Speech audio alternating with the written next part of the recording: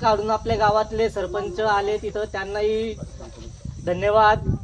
आपले तरुण मित्र मंडळी त्यांनी हा प्रोग्राम अरेंज केला, त्यांनाही धन्यवाद.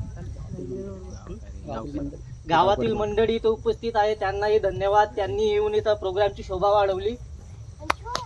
तर बघा मित्रांनो, माझ्या बंधूंनो, जे बाबासाहेबांचे स्वप्न होते ते थोडं थोडं साकार होत चाललेलं आहे आजकाल. बाबासाहेबांनी हा जो समतेचा रथ हा इथपर्यंत आणला होता, हा रथ सर्वात आधी सम्राट अशोकाने आणला होता. त्यांनी बौद्ध धर्माचा प्रचार केला अखंड भारतामध्ये. अखंड भारत, त्यावेळेस भारत, पाकिस्तान, बांगलादेश सर्व मिळून अखंड भारत होते.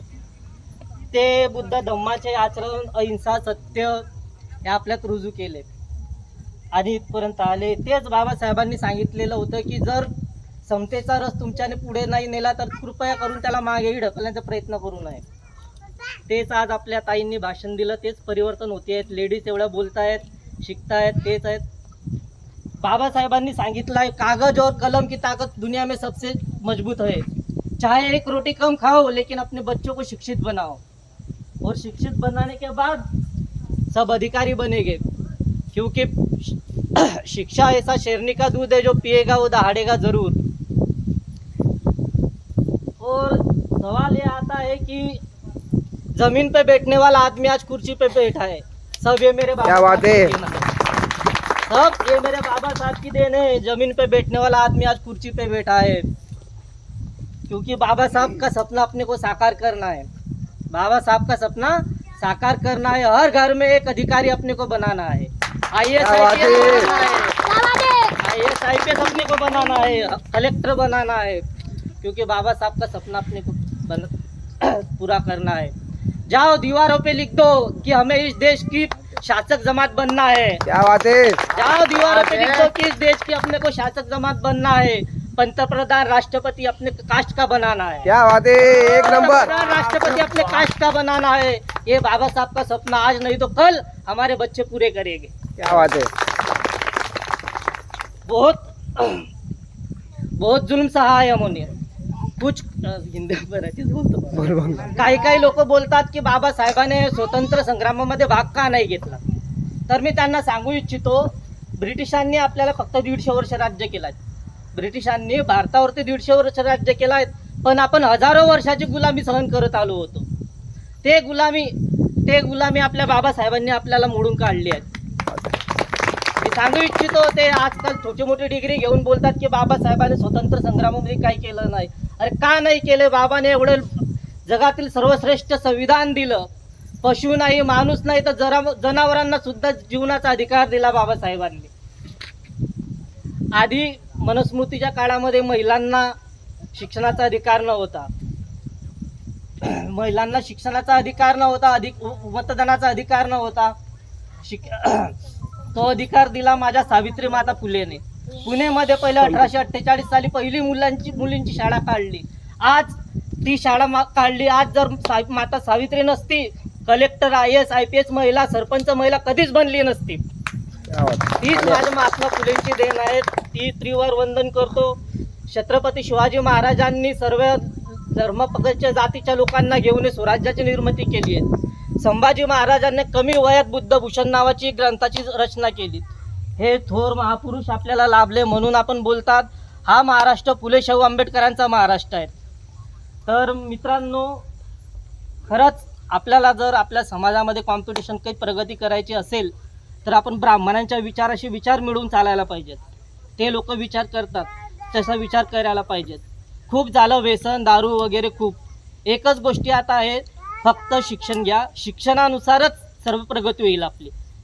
का आता विचार करतात, का आता पेशवाईच्या लोकांजवळ इतकं वाडे आहेत, 100-100, 200-200 बिघे जमीन आहेत, आपल्याजवळ का नाही? त्याचं एक कारण आहे मित्रांनो. अखंड भारतावरती सम्राट अशोकाचे राज्य होते. सम्राट अशोक कोणत्या वंशज होते? बौद्धांचे वंशज होते. त्यांनी, सम्राट अशोकांनी बुद्धाचा धम्माचा प्रसार नेत पाल वंशांनी केला. पाल वंशाचा करपर्यंत भारतातील नव्हे तर जगातील सर्वात मोठी युनिव्हर्सिटी नालंदा विश्वविद्यालय बिहार तिथं स्थापन केली. ते विश्वविद्यालय इतकं मोठे होते की त्यात बाहेरचे मुलं ॲडमिशन घ्यायला आहेत. IAS IPS सारखे तिथे एक्झाम व्हायची. मग त्याच्यानंतर बाहेरचे मुघल आलेत. मुघलांनी बख्तियार खिलजी म्हणून एक मुघल होतात, त्याने ते नालंदा विश्वविद्यालय जळलं. तर ते नालंदा विश्वविद्यालय इतकं मोठं की ते जाळल्यानंतरही 6 महिने त्यात धूर निघत होतात, इतकं मोठं साठा होता पुस्तकांचा. तर त्याच्यानंतर आला ब्राह्मणांचं राज्य आलं. पुष्पमित्र शुंग ऐकलं असेल कोणी इतिहासामध्ये. त्याने आपला जो बौद्ध राजा होता त्याला छल कपटाने त्याचा वध केला, त्याची हत्या केली. हा पुष्पमित्र शुंग हा सेनापती होता, तर त्याने हत्या केली. त्याच्यानंतर काय झालं, त्यांनी विचार केला की ही जी जात आहेत, ही जे वंशज आहे मौर्य वंश नागवंशी, ही जास्तही शूरवीर आहेत. मग यांना कसं आपण दाबायचं, तर मग त्यांनी मनुस्मृती नावाचा एक ग्रंथ तयार केला. त्यामध्ये SC ST OBC यांना शिक्षणास बंदी असो, काही आपल्या लोकांच्या तेव्हा बरेच जमिनी होत्या, कारण त्यावेळेस अखंड भारतावरती बौद्धांचं राज्य होतं. मग ते राज्य होतं की आपली शेती होती, आपल्याला सर्व व्यवहार होतं. मग त्या मनुस्मृतीमध्ये असं नमूद केलं की SC ST OBC हा जास्ती संपत्ती देऊ शकत नाहीत. मानून घ्या की आपल्या शेतामध्ये 10 पोते गव्हाचे झालेत, ते 10 पोते गव्हाचे झाले, त्यात 9 पोते आपण ब्राह्मण लोकांना द्यायचे, 1 पोतं आपल्याजवळ ठेवायचं. आता ते 1 पोत्यामध्ये आपला उदरनिर्वाह होणार आहे का? नाही होणार. मग त्यासाठी आपण काय करणार, आपली शेतजमिनी आपण विकून त्यांना देऊन दिलं. त्यानंतर मनुस्मृतीमध्ये इतकं घाणेरडं लिहिलेलं होतं की आता सांगत शकत नाहीत मी. एखाद्या SC ST OBC जे दाम्पत्य आहे त्यांना जर पहिला मुलगा झाला, तर असं त्या ब्राह्मणांनी केलं की पहिला मुलगा झाला तर तो मुलगा तुम्ही गंगेमध्ये बुडवा. कारण का, त्याचं एक कारण होतं, त्यांनी माइंड लावला की यांची जास्त संख्या जर वाढली तर परत हे आपल्यावरती राज्य करतील, त्याच्यामुळे पहिला जो दाम्पत्य असेल तो गंगामध्ये टाकायला द्या. त्यानंतर सर्वात खराब प्रथा म्हणजे आली देवदासी प्रथा. देवदासी प्रथाचं असं असते की विवाह झाल्यावरती, आता तो विषय मी सांगू शकत नाही तुम्हाला, तो समजून घ्या तुम्ही. त्याच्यानंतर सती प्रथा आली, भरपूर आले. त्यांच्यामुळे मग तेच सांगतो मी की आता मुलांना शिकवा, आपली विचारसारणी मोठी करा, ब्राह्मणांना आपलं फेस टू फेस कॉम्पिटिशन करा, तरच आपल्या समाजाची प्रगती होणार. तो काय करतो, तो समाज वेगळा, तो देव वेगळा, ते संपवा. फक्त शिक्षण घ्या आणि IAS IPS बना, कारण आपला माणूस IAS IPS असला तर तो दुसऱ्यांनाही मदत करणार.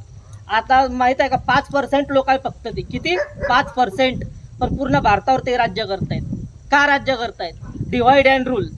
हा मराठा आहे, हा कुणबी आहे, यांना फोडा, यांच्यात भांडण लावा, हा SC आहे, हा ST आहे, यांच्यात भांडण लावा आणि मजात तेच मारतात.